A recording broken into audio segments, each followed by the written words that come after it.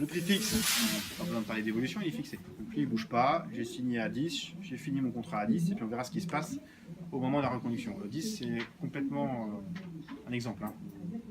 Ce n'est pas du tout les valeurs de marché actuelles. Hein. Ça reste un exemple complet.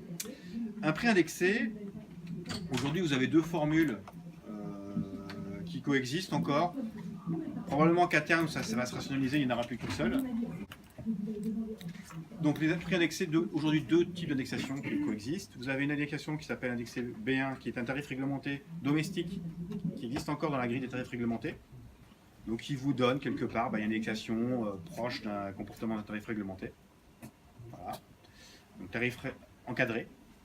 Et puis vous avez un autre tarif qui est indexé sur une formule tarifaire panier de pétrolier, panier de produits pétroliers, qui reflète une formule qui est existante depuis fort longtemps sur l'indexation des prix gaziers et qui permet justement de suivre les marchés pétroliers qui sont aujourd'hui encore l'indicateur prépondérant sur la vente de gaz.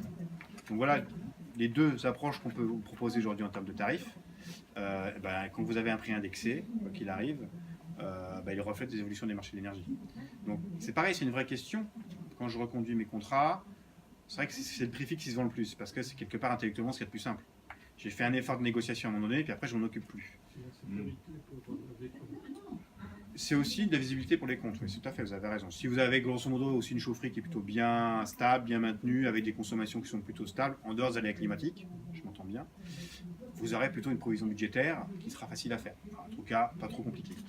Maintenant, si on se dit, on est sur un plafond de marché, les marchés ont explosé, ils ont monté très fort, et puis on sent plutôt que les tendances sont plutôt baissières, est-ce que je prends un prix fixe? Pas sûr. Alors je prends un prix sur une courte durée, ou alors je prends un prix indexé. Et là, je peux peut-être participer au mouvement baissier, et puis mon prix va graduellement baisser au fur et à mesure que les marchés descendent. C'est toute la question. Alors ça c'est pareil, c'est au moment où vous négociez, il ne faut pas hésiter à solliciter votre syndic et nos équipes par l'intermédiaire ou avec vous directement sur quelle est votre analyse du marché actuellement, qu'est-ce que vous me conseillez. Entre moi, le discours que je tiens aujourd'hui au Salon de l'Arc et le discours que je tenais il y a un an au Salon de l'Arc, je n'ai pas du tout le même discours à un plan syndical qui vient me voir. L'année dernière, j'ai signé un an. C'est pas mon intérêt. Hein. Mon intérêt, c'est que vous signiez le plus longtemps possible. Pour autant, ce que je disais à vos homologues l'année dernière, c'est signer un an. Les prix étaient hauts. S'engager sur des prix assez hauts, est-ce que ça vaut le coup sur une longue durée? Pas sûr. Là, je vous dirais signer 3 ans. Les prix ont descendu, clairement. Là, je vous dis signer 3 ans. Vous faites des prix sur 3 ans actuellement? Oui, alors pourquoi 3 ans? C'est pas un vrai point. Lorsqu'on construit des formules de prix fixes, on va interroger ce qu'on appelle des forwards, en fait, des visions à terme sur les marchés, et les marchés ne nous donnent pas d'image au-delà de 3 ans. Clairement. Au-delà de 3 ans, c'est le vide. Donc nous, on s'arrête à ça. Il y a des opérateurs qui vont jusqu'à 4 ans.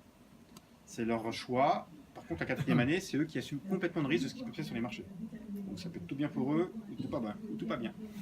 Donc ça, c'est leur choix. On ne va pas au-delà de 4 ans. Hein. Vous n'ouvrez pas plus que 4 ans. Et 4 ans reste très anecdotique. Hein. En termes de vente, c'est vraiment quelque chose qui est c'est une niche. Donc voilà, 1, 2, 3. Enfin moi, alors, je vais vous dire ce que je recommanderais comme étant le plus pertinent.